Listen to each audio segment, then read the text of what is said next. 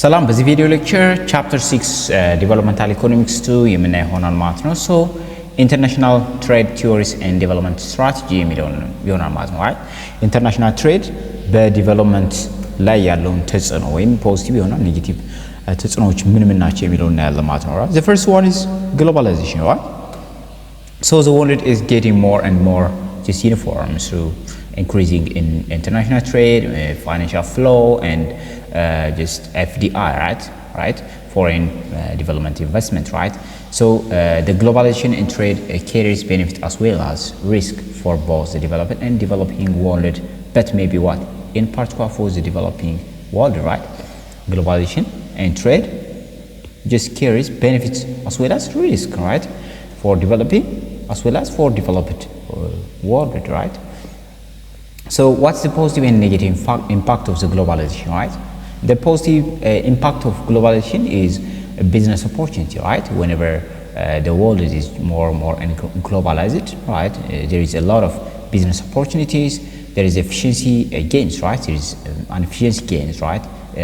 And more productivity, right? Increase, right? And knowledge spillover, right? The knowledge is spillover, right? Knowledge is what? Generated more and more, spread more and more, right? And also the enhanced innovation, large market, world too independent to engage in war, right? Openness. This has a lot of positive impact for globalization. The other one is a negative one, right? The negative impact of globalization. That's locked in effect, right? That means into patterns of what? Dependency. It leads to dependency, right? For the developing nations, especially, right? The other one is poverty trap, right? There is poverty trap and environmental degradation, accentuated inequality. There is inequality is created through globality, right? And also increasing vulnerability to capital flows and financial crisis, right? It increases what? Capital to flow, right? Capital flow and what? Capital flow and financial crisis, right? So what are the key issues, right? Many developing just countries rely heavily on export, right? Developing countries just rely only on the export. That means smaller countries are more depend on trade than larger. That is some exceptions. Maybe economies have just been unusual, closed, very low income countries, right? So primarily production come with problems since market and price for these products are often what? Unstable and long term what? Tended trend for price of primary goods to downward, right? ፕራይመሪ ፕሮዳክት ምንላቸው እነዚህ አግሪካልቸራል ፕሮዳክቶች በተለይ ራ ማቴሪያሎች ምንድናቸው? በጣም ዋጋቸው በብዙ ጊዜ ርካሽ ይሆናል ማለት ነው። So developing countries primarily export primary and agricultural products and those or their manufacturing share of export are extremely low, right? So the export የሚያደርጉት ምንድነው? በቀላል በርካሽ ነው ማለት ነው ራ ማቴሪያላቸው። So many developing countries export just a few different commodities, making them extra vulnerable for price change. That means primary product dependency crisis with its what degree of risk and uncertainty, right? The share of agriculture product is declining in the worldwide, right? Many developing countries rely heavily on export. That means import. Developing countries are just what? They rely on what? Imports, right? Import goods. That means many developing countries suffer from what? Chronic deficiency on what? Current and capital what? Accounts, which deplete their resource. That means reserve, cause currency instability and slow down, right? So in economic growth, what is the consequence? The one is less diverse export, right? Less diversified export, more vulnerable, right? So less diversified imports. Export in the primary product in agriculture, that means small difference in price, fall in price or long run and just volatile, right? Short run, more vulnerable, right? The other one is hidden cost. There is hidden cost, right? And also manufacturing export may be diverse in extent of scale and technology content, right? And specialized export in primary and agriculture hard to maintain and create competitive manufacturing sectors, and these prices in primary and agricultural product are similar across what? Countries. And there is a deficiency on current and capital account, right? Or the balance of payment becomes what? Deficient, because they're more rely only on the import, right? They import more and more, and they consume more and more. They export a lesser amount of goods and services, right? So this leads to deficient on the current and capital accounts, right? The traditional theories of international trade, right? The principle of comparative advantage, we have already seen in the previous International Economics 1, right? The other one is a relative factor endowment and international specialization. The neoclassical model, factor endowment, right? And specialization. We have already discussed this one in International Economics 1, right? So the other one is international trade and economic growth, right? What's the relationship between the international trade and the economic growth, right? Trade can lead to what? Rapid what? Economic growth under some circumstance. Maybe the importance of export to developing countries. What's the importance of export to developing countries, right? What is? Maybe developing countries are typically more depend on what? Trade compared to developing countries, right? Maybe share of GDP, right? And also economic not part of the global economy is generally poorer, right? And worse off, right? So export earning instability.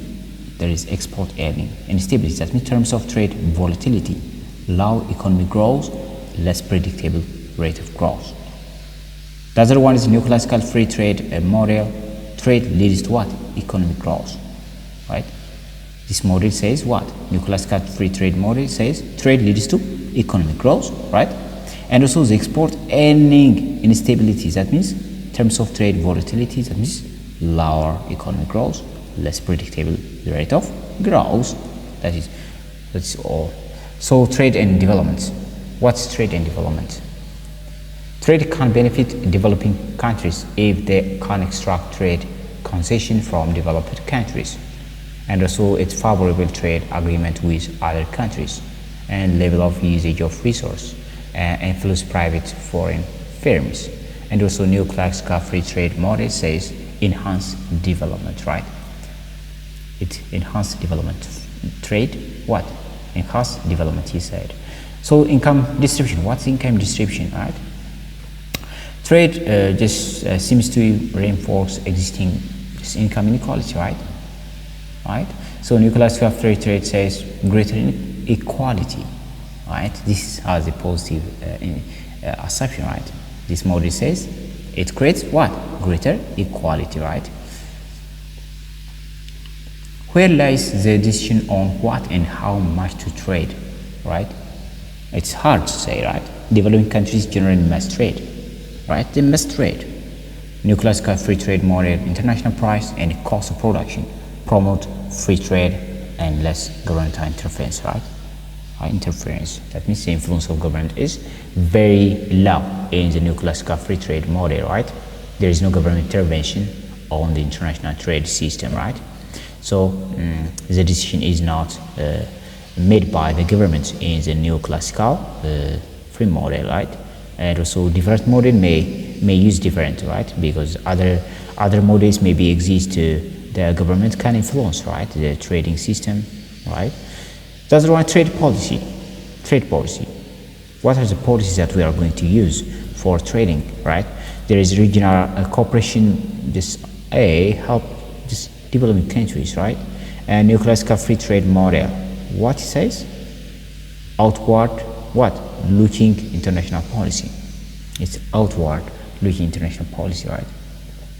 One should consider the critique of international trade theory when applying them to developing economies, right?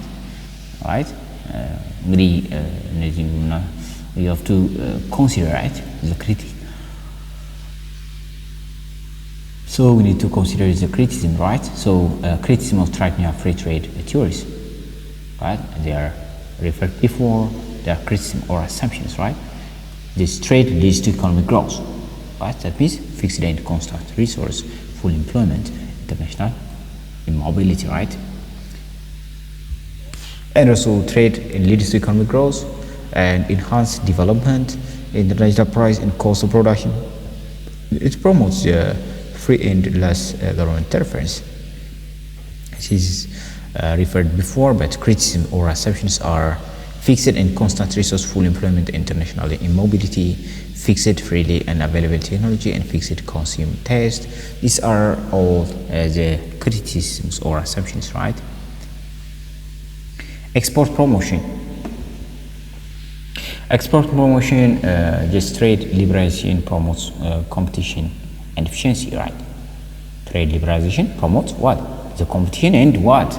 Efficiency. There is a lot of competition and efficiency are gained through what? What?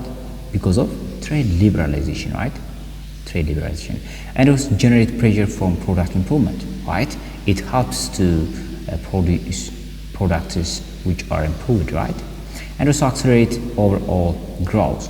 The overall growth is accelerated, right? It accelerates, it makes faster, right? The other one is access to large market.